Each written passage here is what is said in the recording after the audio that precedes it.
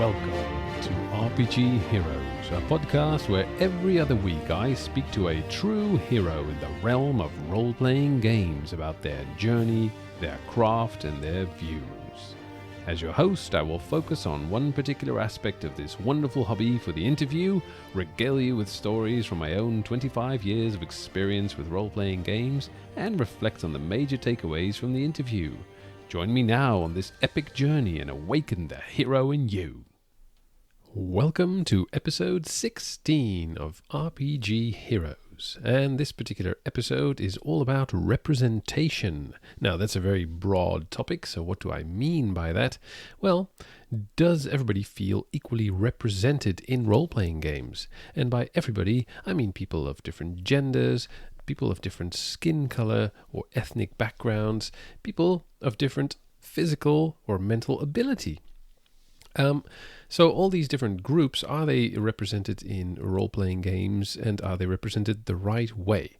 That is really our question of the day. And today we're going to be talking about this with the very outspoken and passionate Sara Thompson, who is a disability consultant. I had no idea that existed before I spoke to her or before I became aware of her, and we had a very interesting chat, so you'll hear that later on. Before we get into all that, though, let's talk a little bit in general about the podcast and, well, me. So the podcast is doing well. We're still getting lots of downloads on each episode. It does differ between the different episodes, and I suppose it's partly to do with the content, the subject matter, and partly to do with who I interview, because it's very clear that some people that I interview are so popular that a lot of people listen to the episode just to hear the person that they are a fan of, which is fine by me. It's kind of part of what this podcast is, right? It's me talking to all these really cool people and giving people an opportunity to listen in on that conversation. Our last episode was all about online conventions and the good that we can do with our hobby. And, to really get into that subject matter, I decided to join a game at Gen Con, which obviously is not taking place physically this year, but just online, which for me is very fortunate because I don't really have the financial means to travel all the way to the United States just for a bunch of games. So I joined a game of Call of Cthulhu in the Wild West theme, which is from a source book called Down Darker Trails. And I recently actually won a PDF of that source book by participating in a giveaway done by the podcast called Ain't Slayed Nobody, which is an actual play podcast where they play Call of Cthulhu in the Wild West kind of theme, and it's really good. I suggest you give it a go if you're interested in that sort of stuff. And thanks to me getting that PDF in my hands and going over it and thinking, this actually looks like a lot of fun, but I would need to try it out. I decided, okay, I'll sign up for this game at Gen Con. And wow, I had a lot of fun. I had never done this before. I normally just play role-playing games with my friends who I know. And we used to play just face-to-face. And now, of course, in the current climate, let's say, we're playing online. But to play with a bunch of strangers at a convention, that was new to me. And I think it's good that I tried it, because in October I'll be running a convention game at Albacon. So I would just like to thank our keeper of arcane lore, Edwin Nagy. He did a great job of running us through the scenario called 4 Hours to Reno. And actually, we were so enthusiastic about our investigation that we ran over time, and we decided to reconvene at a later date. And also thanks to my fellow players, they made the experience a lot of fun. On Twitter, I recently did a survey where I asked people, hey, which game should I run at Albacon? And the answer that came out of that was Cyberpunk Red. So if you're curious about Cyberpunk Red and you haven't tried it yet, then you can go over to the website of Albacon and see if you can find my game. I'll be running the introductory adventure that is in the book, so if you haven't read through that yet, then skip that adventure, because otherwise it'll be a bit boring. All right, now let's dive into our main topic of the day, representation in role-playing games. So, when you think about representation in role playing games, you can mean a lot of different things. Let's start off with who or what can you represent in a role playing game? Well, when I first came across role playing games and when I started to enjoy them, one of the things that came across to me from these games was that you can be literally anybody you would like to be. In other words, the game can represent any kind of character, any kind of person, any gender, any kind of personality, any kind of nationality or ethnicity, and all these kind of things. So I thought, wow, this is probably the most inclusive kind of hobby that there is, right? And I get to experience what it's like to be another type of person. So it might also help me with my empathy towards people who are different from me. And that is a view that I've held for a very, very long time. And I have to say, honestly, it is a view that I still hold. But what I also see is that some people do not feel like they are represented in the source books and rule books of all these different kinds of role-playing games. So that made me wonder. So let's have a look at a couple of different categories. And let's start off with gender. Now, most role-playing games, even the older ones, the oldest role-playing game that I have played, the game that I started playing first, was Advanced Dungeons & Dragons 2nd Edition. There are, of course, older versions, but I don't know much about them, so I'm not going to cover those. And from what I noticed in that particular rule set, men and women were equal when it came to the rules. So the mechanics of the game said it doesn't matter if you're a man or a woman, you're equally strong, equally powerful, you have all the same opportunities to gain the levels that you want to gain and kill the monsters that you want to kill. So that makes it seem like gender is very equally represented until you start looking at the fiction and the art. Then you start to see a huge difference. So we see men being represented as strong. They usually tend to wear quite a lot of clothing unless they are barbarians. And they tend to be kings, rulers, priests, etc. And then we get a representation of women, which in some cases is pretty good, in my opinion. So the similar, they wear armor and they are strong, powerful individuals. But we also see a lot of representation of women in this art and in the stories that is overly sexualized, I would say. And I can imagine, I'm not a woman. I think that's pretty obvious. But I can imagine if I were a woman, maybe I would feel like, that doesn't really represent me or my gender.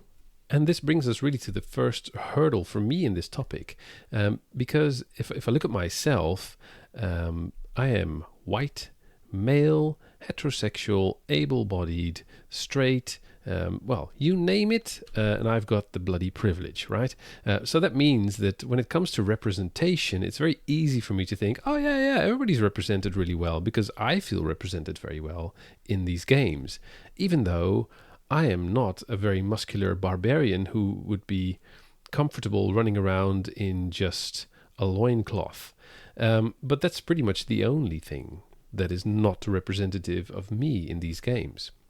So this means that if I want to have an honest view of representation in these games, I need to talk to people of different groups. So, for instance, if I want to know, do women feel represented in role-playing games, I should talk to women about this. And then not every woman is the same, right? So some women might say, yeah, I feel represented, and some might say, no. And the same goes for all these other categories. This really only becomes an issue, I think, when anything that you do with role-playing games becomes public. So, for instance, I speak about role-playing games on my podcast, and that is a public thing. And I think it is my duty, and I think it's also important that I try to make sure that everybody who listens to what I do feels comfortable and doesn't feel too badly offended. Now, of course, I can't avoid offending anybody, and these days people are offended very easily, I feel, but like I said, because I do something public, it's something that I should be aware of and I should think about. However, when you play at home, representation becomes a very different matter altogether. So in my first gaming group, we were all guys. And so the representation of women in the game was less important, let's say, than if there was a woman present. However, the source books, the game material that we use to create our game and that we use for inspiration, that really matters. What these books tell us about groups that we are not a part of will color how we treat those groups in our games. So, for instance, if the game says, well, women tend to be kind of subjugated by men, then that is something that will come up in the game most likely, especially if you're young and impressionable. So I think creators of role-playing game material have a huge responsibility to their audience to make sure that everybody who plays the game or wants to play feels comfortable playing the game and feels like they are fairly represented.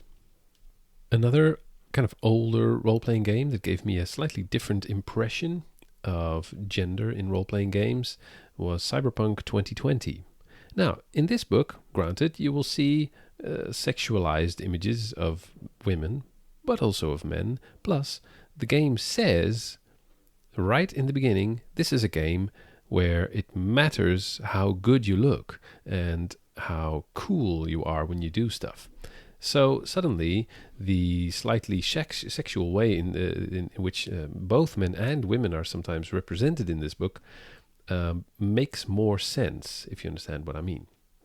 It's also a game where I think you can feel quite comfortable being ambiguous about your gender. Because, well, as we know, it's not always as black and white as man, woman.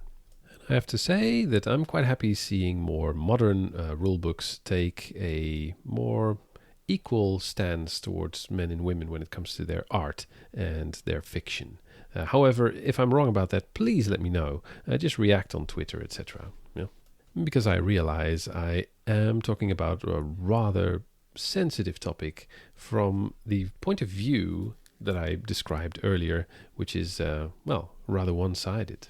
And then there is ethnicity. So a lot of role-playing games will have some kind of setting, a world in which their game takes place, and these worlds often have different cultures, different ethnicities represented in the game. And when it comes to, for instance, when it's about a fantasy game, most fantasy worlds will have different ethnicities living in different areas of the world. Now, that all sounds really great, and then I think, okay, we're all represented. Happy days. However, how are we represented? Now, and this is, of course, where some games shine and some really need to talk to a consultant. These days, there are quite a few people working very hard to make sure that every group feels represented fairly in these games. And some people have gone as far as to say, well, I don't feel represented in role-playing games in general, I'll create my own. And a good example of this, for instance, would be Swordsfall. I would really love to talk to the creator of Swordsfall. This is called Afro-Punk, and it is a very sincere effort at creating a role-playing game in which a person of color would feel very comfortable, because that is the main group that this game is about. And then there's the Asians Represent podcast, which talks about how Asians are represented in role-playing games and how this could be improved. And a very oft-quoted source book would be Al-Qadim, which was a setting for Advanced Dungeons & Dragons. Another game in which ethnicity comes up often in discussions, I find at least, is Call of Cthulhu, because the standard setting for Call of Cthulhu is 1920s America. And in the 1920s in the United States, well, let's just say that not every ethnicity was treated equally. And also the writer of the source material, H.P. Lovecraft, was a known racist. And that means that some people will argue, well, if you're going to play the period properly, then there's going to have to be some racism in the game. However, not everybody at the table might feel comfortable with this. And so luckily, also a lot of people are pushing back on this idea and saying, well, look, it's a game after all, and it's up to you what comes up in this game and what doesn't. And it's kind of strange to think that it's kind of normal nowadays to talk about how much violence are we comfortable with in a game, or which particular types of stories are we comfortable with. Yet that some people still seem to believe that, well, it's 1920s America, so it has to be. There has to be segregation, and which of course is nonsense. It's a game. It's a game, and you can all agree around the table to say, "Hey, let's gloss over that particular part of history, shall we? Just to make the game experience more fun for everybody." And I think for home games, that's where really the answer lies to any kind of issues with representation in games. It's your game. You make it the way you want it to be. And if you happen to have a player who feels that, for instance, if they are transgender and they don't feel properly represented in the game, well, make it so. Why not? There's absolutely no reason why you cannot do that. And when it comes to publishing material and when it comes to streaming stuff online, well, it really pays to pay somebody to consult with. So a consultant can really teach you how to do this properly, how to represent people of all different kind of categories in a fair and proper way. And to learn more about this particular new job that, that probably hasn't existed for that long yet, at least, no, let me put that differently, because I always kind of talk from my own limited perspective. I haven't been aware for very long that this exists, but let's talk to somebody specialized in this topic in our interview of the day. Welcome to the show, Sara Thompson. This young lady has already built up an impressive and inspiring resume in the wonderful world of RPGs. She's a writer, a sensitivity reader, and a consultant. She creates disability content for RPGs and advocates for better representation in RPGs fiercely. She has appeared in publications like Dragon Plus, and she works for Artel Saurian. I'm not jealous at all, on their Witcher RPG. And to top it off nicely, she has created a very successful online RPG streaming community called Heroes Without Limits. Wow. So that's quite a list. Yeah, it is. Yeah. It's being read out. Yeah, right. And so let's start off with the last thing I mentioned, which is Heroes Without Limits. For those people that are listening who are wondering what that is, can you give us the blurb on Heroes Without Limits? Yeah, Heroes Without Limits. It was set up and still today runs as a community and channel for disabled people, run by disabled people, as well as chronically ill and neurodivergent people. And basically, we get casts together of disabled, chronically ill, neurodivergent people, and they play games. We have branched out beyond just D&D now. We've got a Witcher game coming back up on the 18th this weekend, I think, or the 19th. I can't remember. But we've got a Witcher game coming back up in which there's a Witcher who's disabled in it, and a transgender mage who's also neurodivergent, and a doctor in it who's chronically ill. And we've also had Mousecapades, which was like a little tiny mouse setting, which was also a bunch of disabled characters and such. And the community, it mainly is on a Discord as well as Twitter, but on Discord we are open to both disabled and abled people. We even have a special channel in our Discord where basically abled people are invited into this area. It's a safe place for them to ask a question.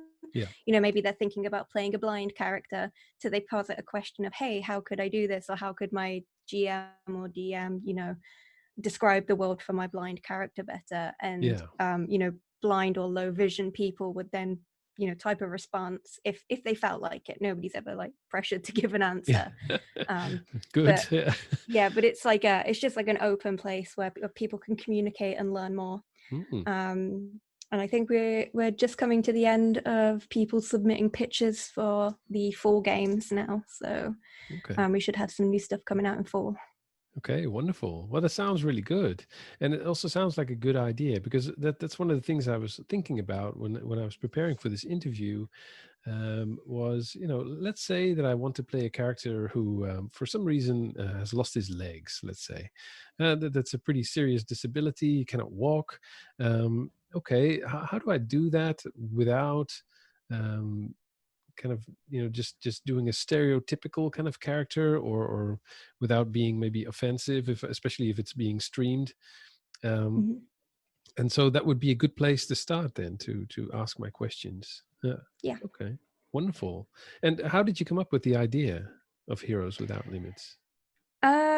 It all kind of started along with the kind of revelation I had one day. I've been playing D&D for 6 years, but it wasn't until about 3-4 years of playing it that I was like, I've never played a disabled character before. And I asked our DM, can I play a disabled character? And their response was, oh, they don't have rules for that. Ah, I was like, oh. And then, looking through the art now, owning the books and things and having DM'd a lot, even in other TTRPGs, you look through the books and there are very rarely disabled characters in there, or yeah. if they are disabled, they're usually either like an enemy or something that's meant to be piteous or something that's Uh, meant to be ugly, yeah. or they hide the disability out of shame. Yeah. um yeah, there's never like positive. And I was like, well, what if I do a show? And the show itself was called Heroes Without Limits, and it was Yeah. just meant to be that one show. And Uh-huh. then Samwise Gamgee on Twitter, they said, well, why don't we expand it and get some more shows? And I was like, oh yeah, sure. Like, I never considered that to begin with. Uh-huh. Yeah. And it's kind of just really grown since then. I think we've hit over 2,000 followers now Oh, wow. on Twitter Okay. alone. And there's hundreds of people in the Discord as well, which is really Yeah. cool. Excellent. Um, yeah. Yeah. Yeah. So, like you say, because looking at my rather modest shelf of RPG books, like you say, I don't remember seeing many images in those books of any kind of disability, and yeah, I can imagine that if you are disabled, that you feel maybe a bit left out. Mhm. Yeah, Yeah. because I've always seen RPGs as a space where everybody is able to be equal, Mhm. because we're all able to play whatever character we want, and etc. But it doesn't always appear to be the case. Yeah. Mm. Um, And as far as you know, what's the history kind of representation of disabled people, chronically ill people, etc. in role playing games? Are you the first person to really actively get involved in this, or? Um, I'm probably not the first person like to get actively involved. There are quite a lot of people on Twitter, like Dreamwisp, Jennifer Kretschmer, Mhm. and Lynn M. Meyer as well. So is Misty Vander. They're all doing really amazing work advocating, and like they were kind of like the people I really admired and looked up to when I Yeah, first started out.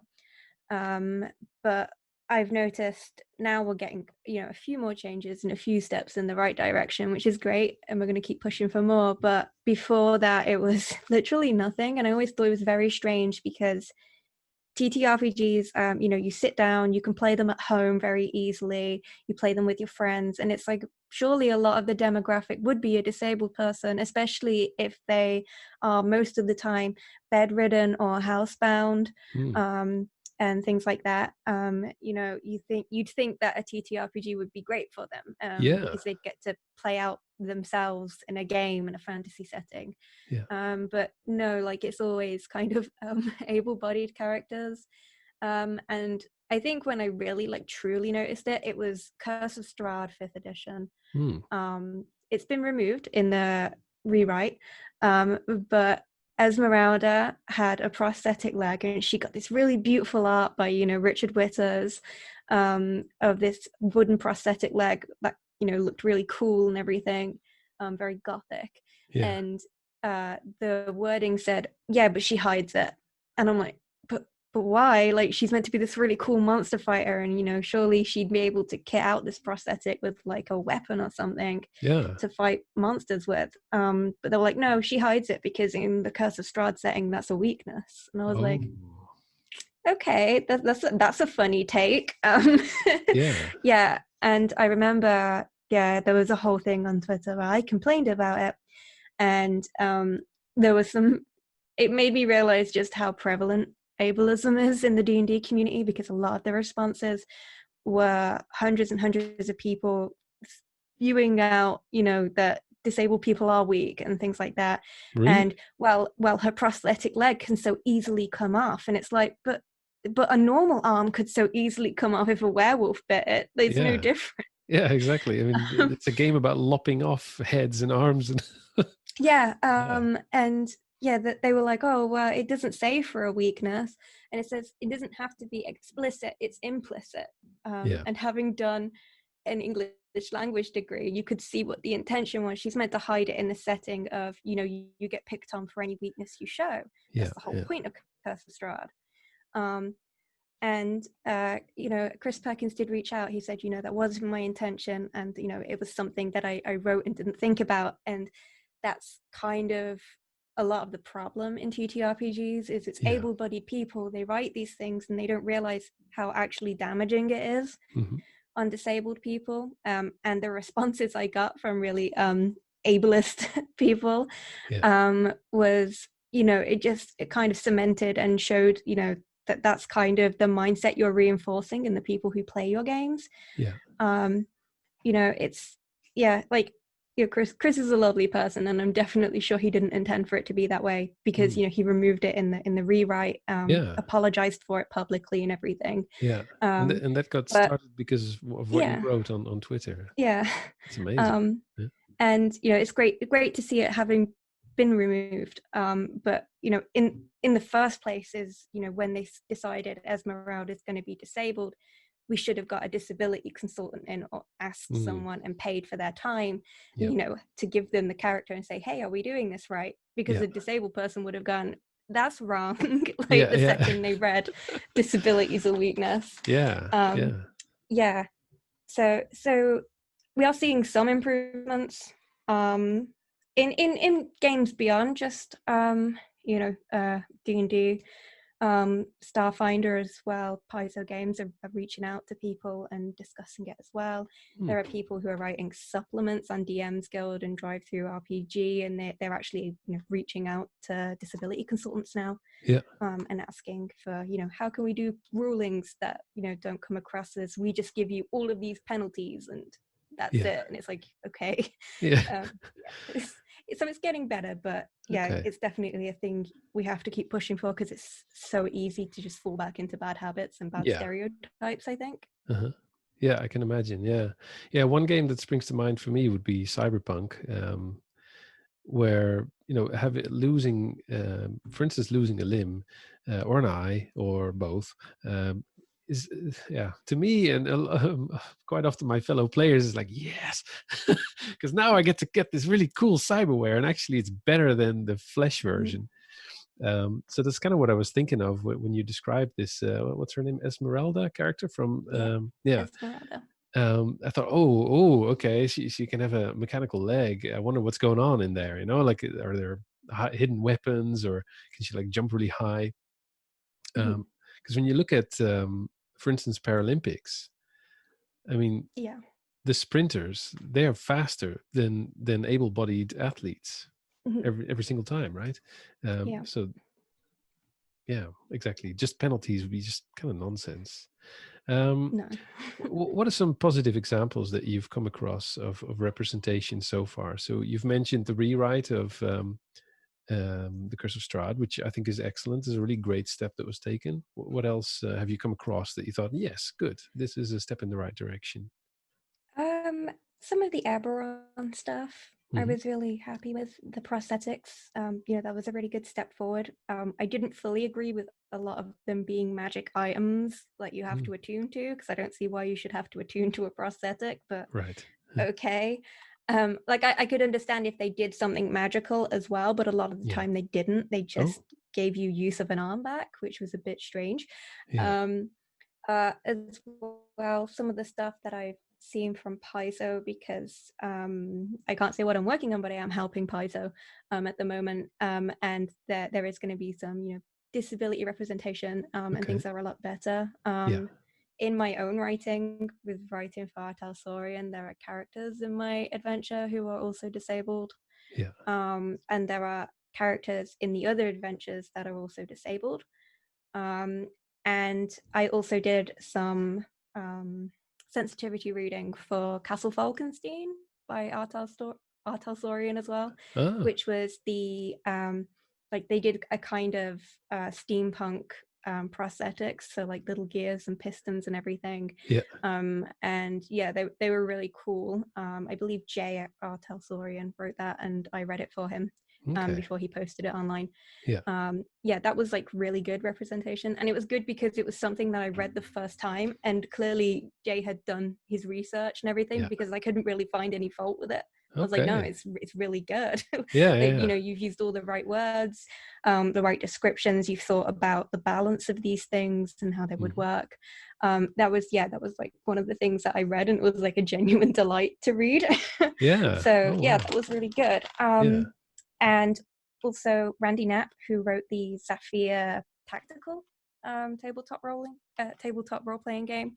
Um, yeah, that was one of the first things I worked on as a disability consultant. I helped with the disability rulings, lasting wound tables, and things like that. Hmm. Yeah, that was really fun, Yeah. and it was really good as well. Like Randy was a very open person, like very accepting of, hey, I don't understand because I'm able-bodied and I Yeah. need help to understand it. Yeah. Exactly. So yeah, that was a really good working experience as well. Hmm. Excellent. Yeah. And so far we've mostly talked about physical disabilities and limbs, those kind of things. But you also represent the chronically ill and also neurodivergent people. Have you come across any examples of those categories in role playing games? Not so much, Hmm. unless they're kind of done a bit badly. Right. Dungeons and Dragons has the really infamous madness table, Uh, which isn't great. Vampire the Masquerade also has something similar, which yeah. also isn't great, um, Yeah. because a lot of it is, based on PTSD and trauma. And I was talking Yeah. to a friend about this the other day, about how it's so ingrained in like the horror genre Hmm. of these things, that like it's very hard to separate the ableism from it, because it's so kind of built on like strange looking people, quote unquote, and things like that. You look at the mongrel folk in Oh. Yeah. in Curse of Strahd as well, is also a big example. Yeah. um yeah like, so yeah, like madness tables kind of probably not exactly need to go, but they need to be done more sensitively, and Yeah. have a section on, hey, like, this is how you should role play it. Call of Cthulhu, the 7th edition, did that Mhm. quite well in Yeah. their core rulebook, because I was recently reading through that the other day. Ah. And they do that really well. So um what's different about it? Because I've played Call of Cthulhu a few times, and in that game you see something scary, and you can go insane, uh, mhm, and develop things that normally would maybe not come from a traumatic experience. mhm. So how have they done better, do you feel? It's more, they talk about, you check in with your players and Mm, check in, with how you're wording things, and work with the player to make sure that, boundaries aren't being crossed, things like yeah. that. Okay. Yeah. And they also address as well that, hey, like, we know that this horror is built on, these bad things, and that H.P. Lovecraft also wasn't a great guy. Mm, yeah. But but like, we can still work with this and like reclaim it as our own, and this is like the process of doing it, which I Okay. thought was really good. Yeah. Yeah. Especially because a lot of TTRPGs don't do that so much, or No. at least they change things but don't address what they did in the past very well. Yeah. I believe D&D had a bit of a problem with that with the Oriental Adventures recently, Yep. which was not great, but yeah, that was a bit of a oof moment to read. Yeah. um yeah, like, but seeing like other TTRPGs and having branched out into them, like a lot of them are taking the right steps. I think Mhm. we're still in the process of a lot of TTRPGs and companies like taking the first steps Yeah. towards it, and Okay. hopefully we'll keep seeing it if we keep pushing for it, and we definitely will, because we Yeah. want better and equal representation. So Yeah, excellent. Okay. And so you mentioned a few times there that you do consultancy work, for instance, for R. Telsorian. So is this a company that approached you and said, "Hey, we know about you and we would like your help," or did you approach them like, maybe I can do something for The Witcher, or?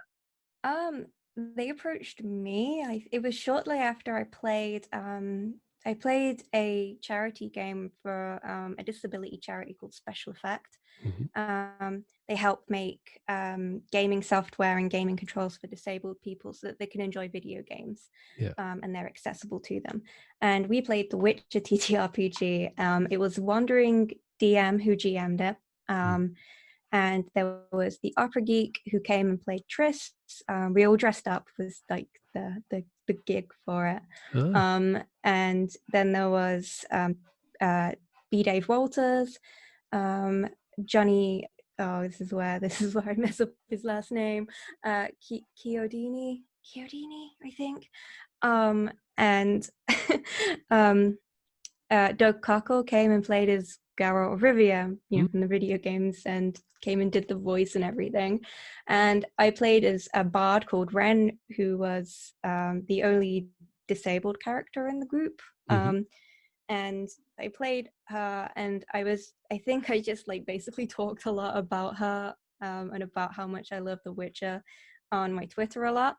Yeah. And I had a message from someone at Telsorian Games, and they were like, "Hey, we're looking for new writers, so if you want to submit something, this is what you'd need to submit." And Mm. I was like, "I'll give it a shot. Like, I've got nothing to lose." Yeah. So I wrote a kind of starter adventure, and submitted it. And yeah, I got like an email back, and they were like, "Yeah, this is great. Like, we would love, to have you come and work with us." And through that, I've then been asked, "Hey, could you read over this Yeah. for us Yeah. before we post it?" Things like that. Wow. Yeah, it was, yeah, like when I got the email, it was very surprising. I don't think I'd get a position like Yeah. as my first proper job in Yeah. TTRPG, because Artalsorian are very established. Yes.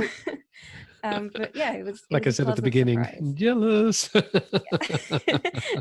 Yeah, Yeah. I definitely still can't believe I work on The Witcher Yeah. currently, but yeah.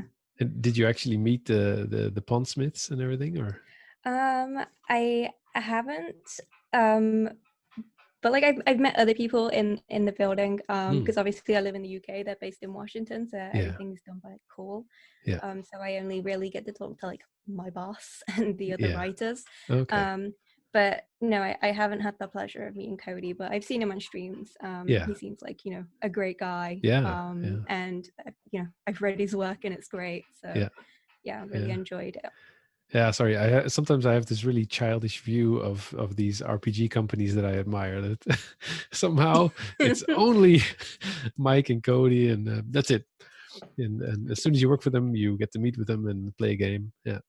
Um, Sadly, no. No. All right, and so yeah, you're getting very far very quickly. I get the feeling. So, what are your goals? What are your dreams when it comes to this type of work? Like, what would you like to see in 5, 10 years? I'd like to see just representation, and like getting it in books and having it presented in a way where companies aren't like, give us cookie points. Look, we did tokenism. I don't want Oh it to yeah, be like that. I just no, want it to naturally be in the book.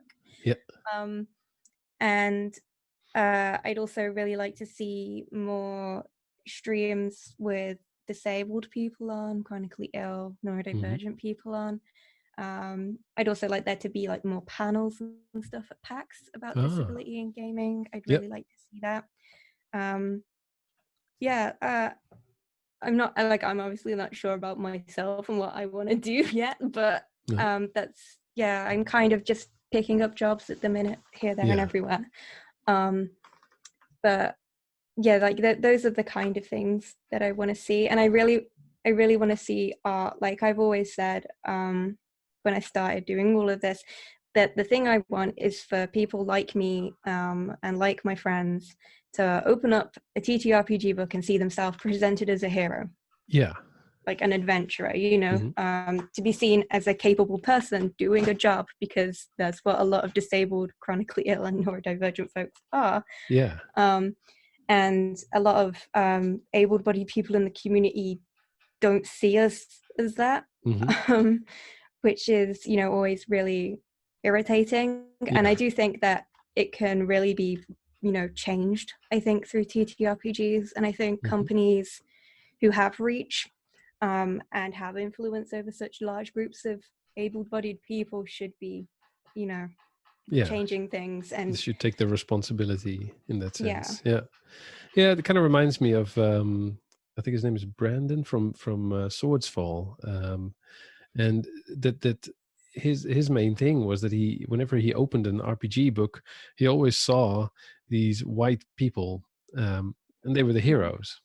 And Mm. only very, very rarely you would see a person of color in any of these books, and more often than not, it wouldn't be the most positive possible character. um, so I understand what you mean. Yeah. um, Sounds like really good goals. And do you think you're going to continue working for other RPG companies, or do you have secret plans to create your own RPG? Or I think for now, like, I'm kind of happy, you know, picking up jobs and helping companies, really, yeah, because they, you know, they really do need the help, a lot of them. yeah, So I'm really happy doing that. I do have my fingers crossed. I've mentioned it a couple of times on Twitter in like replies, so that no one from Talsorian sees it. But I really hope that they keep me on, oh, maybe, or ask me to come back sometime to write yeah, on The Witcher, yeah, because I've had such a blast. um and you know, because I really love The Witcher. I mean, anyone who follows my Twitter will know that. yep, yep. But just a little bit of a fan. Yeah, um but yeah, like, I really hope to, you know, have like a kind of permanent place, maybe, or just a company I work for a long time, but yeah, also helping and branching out with other people and taking on other jobs as well. yeah. I'd be really happy with. Excellent. Yeah. And so that is kind of the high level stuff, these companies and their work. What about at home? So, well, after COVID finally goes away, uh, Mhm. once we're playing at home again, or we're playing online, but we'll still call it our home game, I suppose. What can the average game master do to make their game more welcoming, or feel more safe to somebody who is disabled or chronically ill? Normalize taking breaks is a really like good place to start, Mm, because I've been in games, you know, back when I wasn't so ill, where like we could just sit down and play for 7 hours, you yeah, know, and then just go and pass out later, yeah, and then come back and do it again the next day. uh-huh. um but I think normalizing taking breaks, like every hour and a half, Mhm. you know, to take a break, make sure everyone, you know, takes meds, you know, stays hydrated, Yeah, stretches out, things like that, takes a break.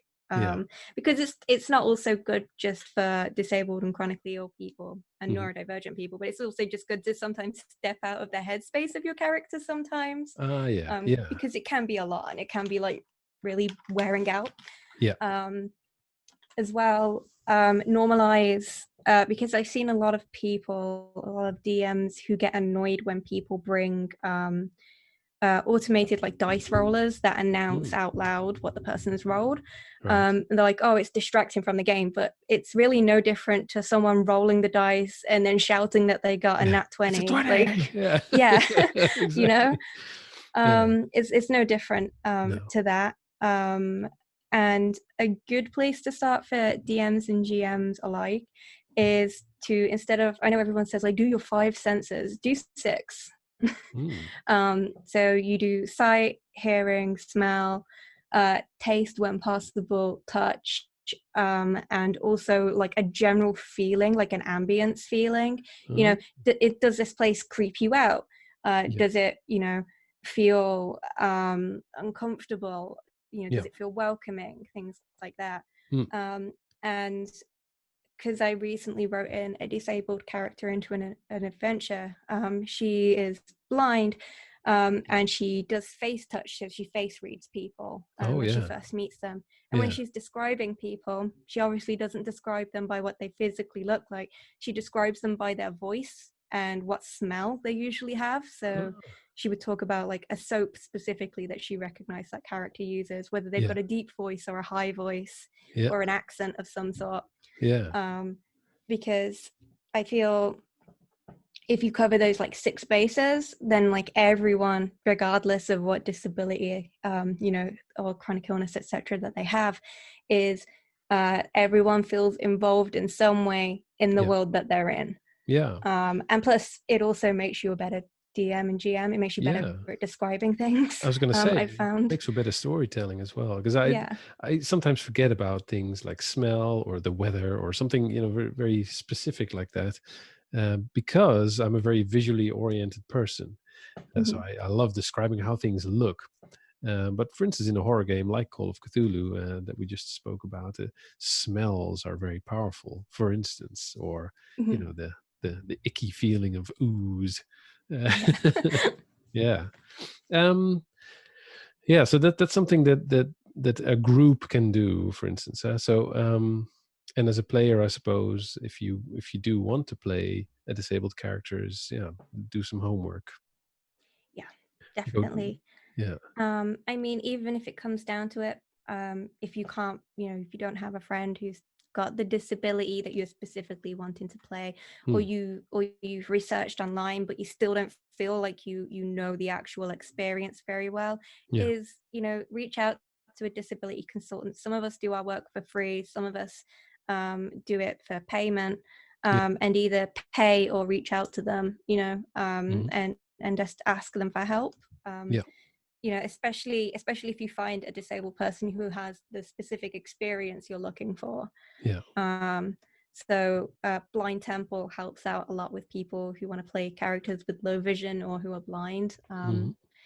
He's really good. He helped out with someone who works at Wizards of the Coast. I can't remember who at the moment, but they also played a blind character. He helped them out in spare time, saying, hey, like, you'd focus more on what you can hear and what you can smell and Yeah. things like that, and how Okay. magic would work, Mhm. and things like that as Okay. well.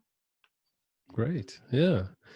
Um, and what about the so neurodivergent? I have to admit I'm not 100% clear on what that includes.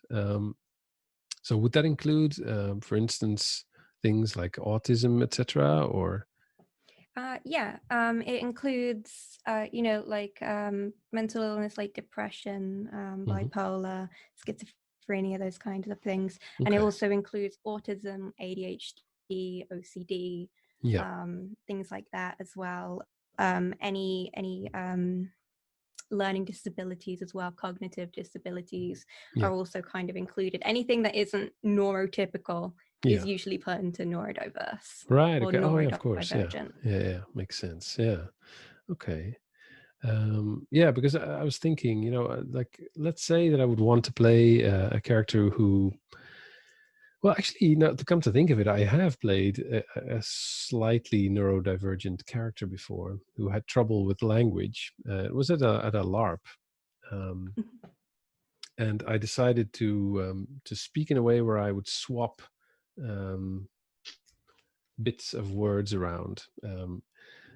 And that was really the only thing that I specifically did to represent that this character, yeah, had some sort of slightly differently wired brain, let's say.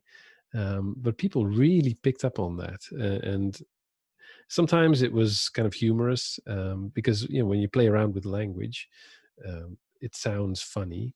Um, Mhm. so I'm wondering, would that have been kind of insensitive, or was it, an interesting experiment? Because for me personally, I was having a lot of fun with it, Mhm. but it was also making my character very recognizable to others. Like, oh yeah, that's that guy.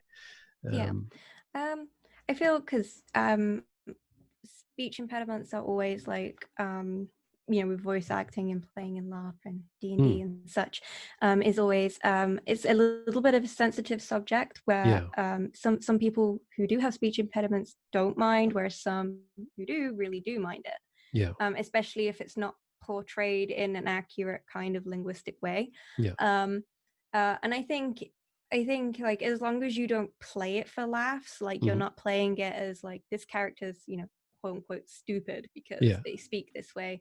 And if it's more just that's how they speak, and as long as I think that the DM or whoever's helping to run the game shuts down anybody who tries to mock it, I think is just very important as well.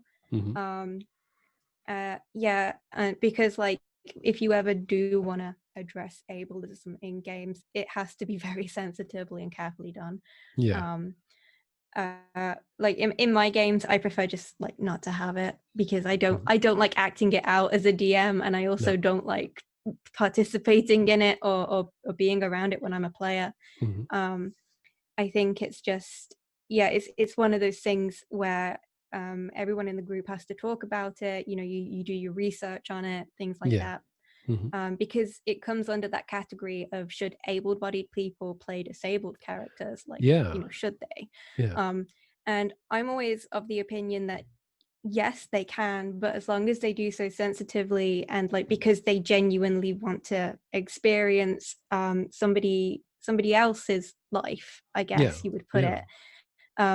As long as they you do your research, as long as you do ask disabled people, and the GM and everyone sets boundaries, and you don't, because like for example, the experience of somebody losing a limb compared to somebody born without that limb is very different, because the person who's born without that limb, they've never had it, so they don't experience things like phantom pain or phantom limb as much as somebody who has lost their arm recently will experience phantom pains a lot.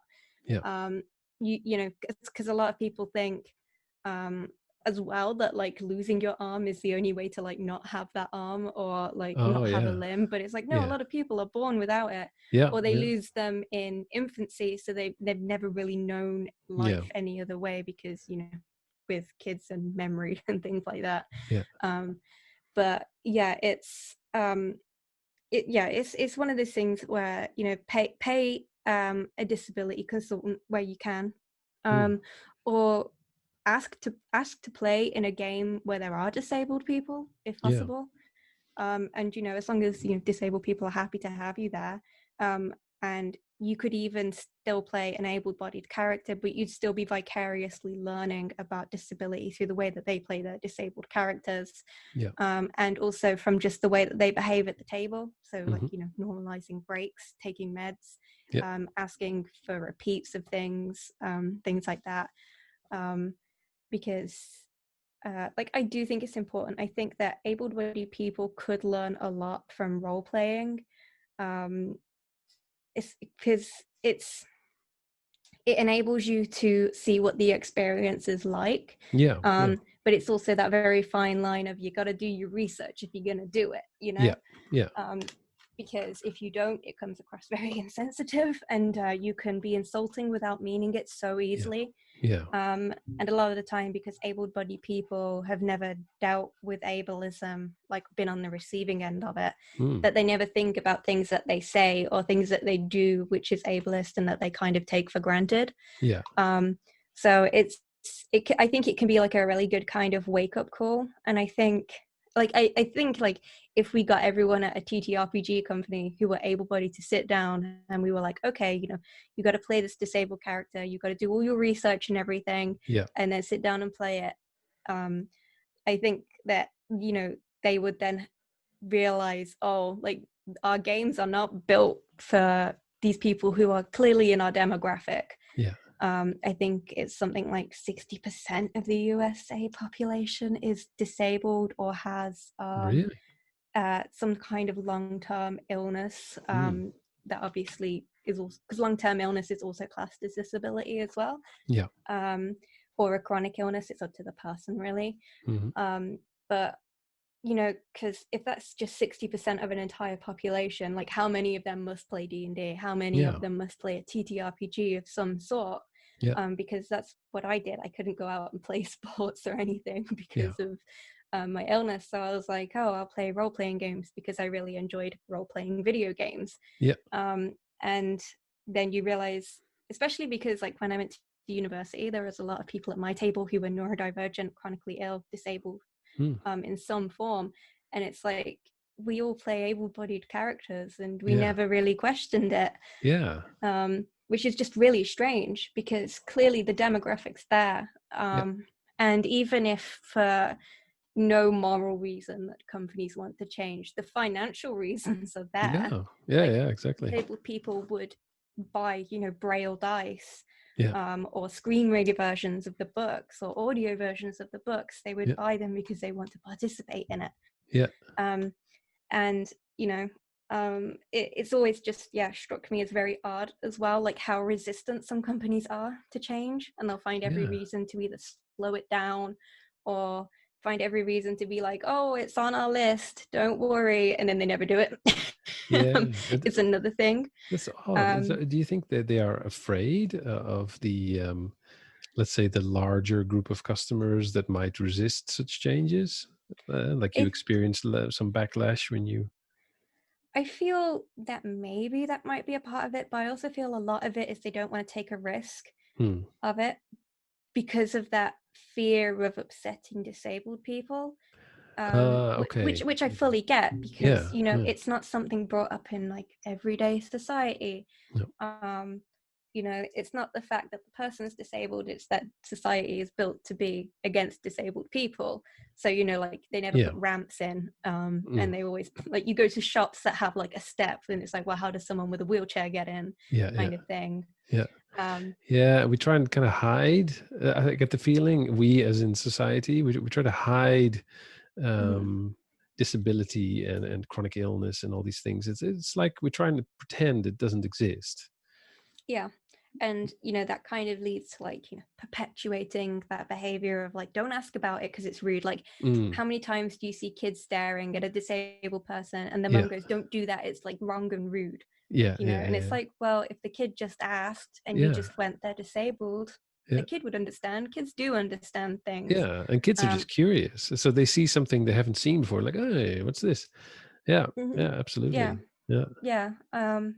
Yeah, because like I've had it personally, been at the doctor's waiting in the line at chemists, yeah, either on my crutches or using a cane, and the kids stare and yeah. they ask. And I've even had cases where mums have gone like, don't ask, like it's rude, it's wrong. It's like, it's Oh, not wrong, I don't mind. no, no. um you Depends a know bit on what you ask and how you ask it, of course. But yeah, yeah. yeah, I'm more forgiving of kids, but when like adults come across definitely rude about it, it's like, yeah, now we have a problem. But like, yeah, if it's just a yeah, kid asking a question, yeah, it's fine. yeah, Kids ask things in weird ways. But yeah, I think because of that, able-bodied people are afraid of wanting to put disability representation in because they don't want to. It's something that they don't experience very often, and yeah, they feel it's too hard to get yeah, right. yeah, um yeah. and I get it, I really do.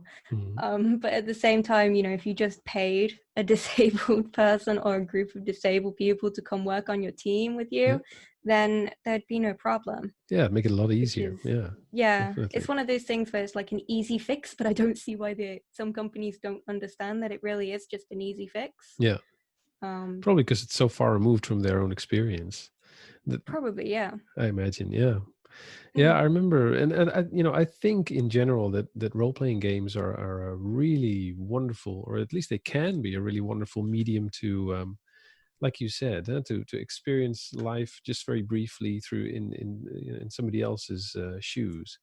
Um, well, I guess that's ableist. Not everybody has feet, so well. Anyway, yeah, let's but not. through Anyway, somebody else's. Yeah. yeah, yeah, yeah. So you look at the world through somebody else's eyes.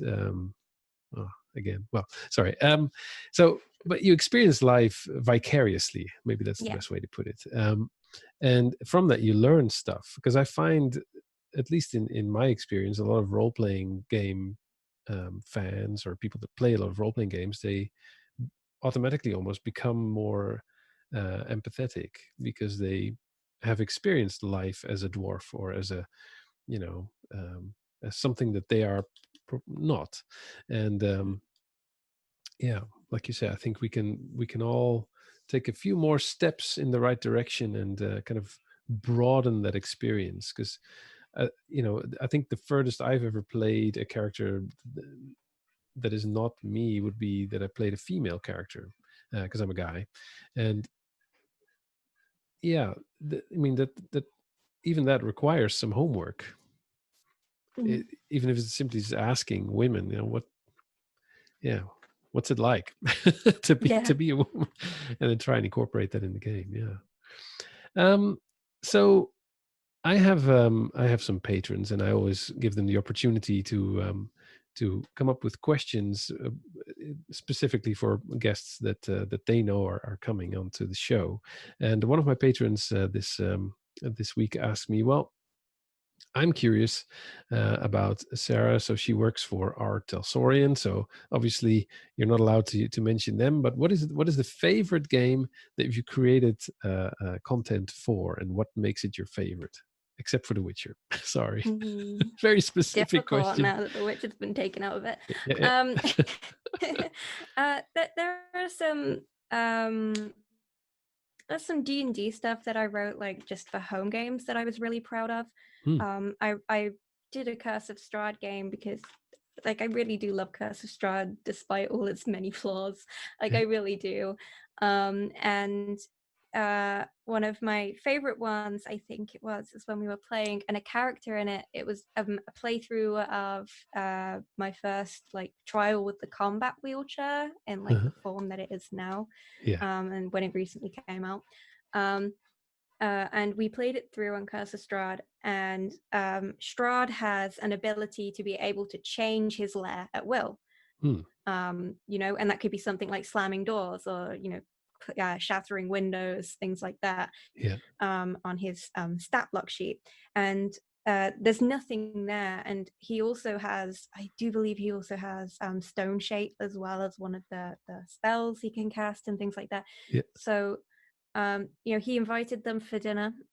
We played it in a kind of like Strahd must die tonight kind of thing. yeah, So everyone was like, ride or die, we got to kill Strahd. yeah, And he noticed that one of the players was in the wheelchair, and it didn't register with him until he went down some stairs to go into the dining room. All the rest of the players went down, and then he realized one of the players wasn't there.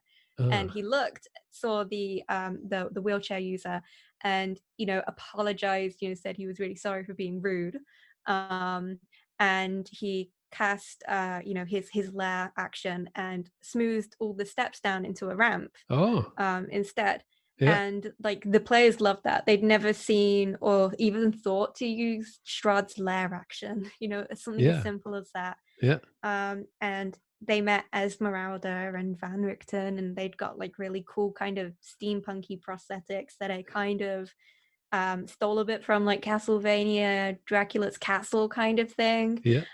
So they had like gears and pistons in them and stuff. Like Oh, we went cool. really Castlevania with it. Yeah, Yeah, that was like one of my favorite things I made, excellent. especially the combat wheelchair as well. I think that Yeah, would be like my favorite thing recently that I've made that yeah. isn't Witcher.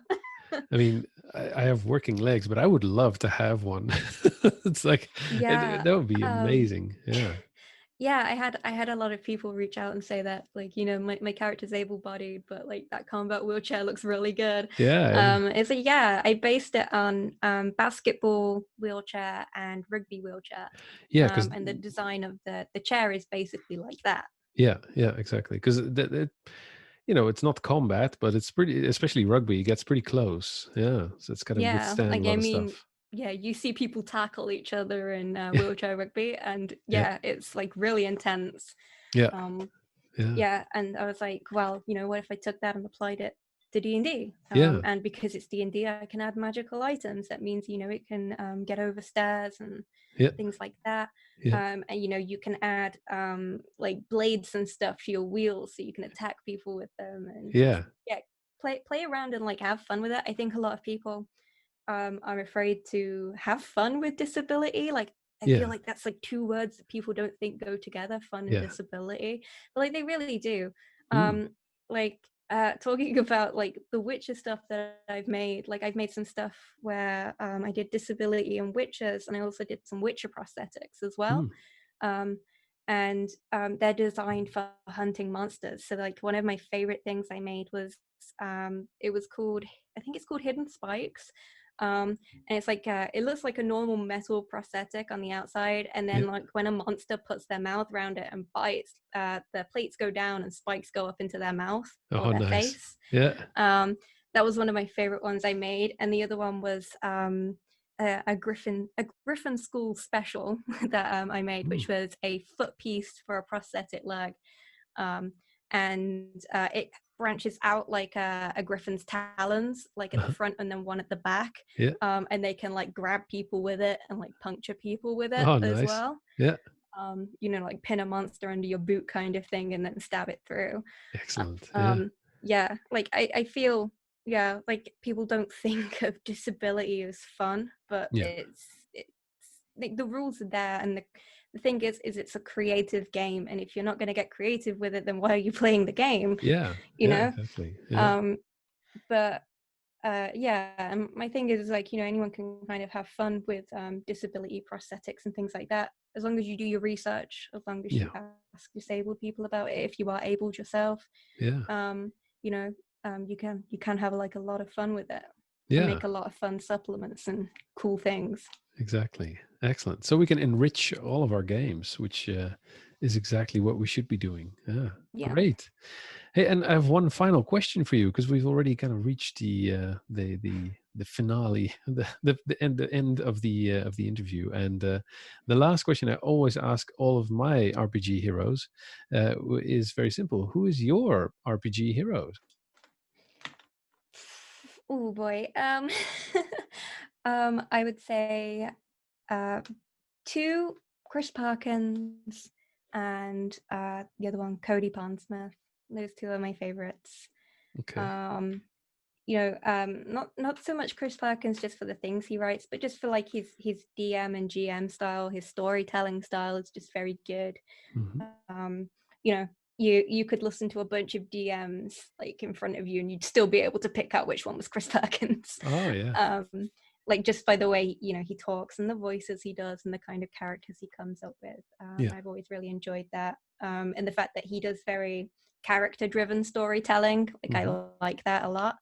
And then Cody, just because he created the Witcher TTRPG and Yeah. I'm completely in love with it. So um you know uh and like I always say when people are like, oh, what's the Witcher TTRPG like, and I was like, imagine the Witcher books and the Witcher games and you put them together and you wrote a love letter to them, and that's Uh-huh. literally what the TTRPG is like.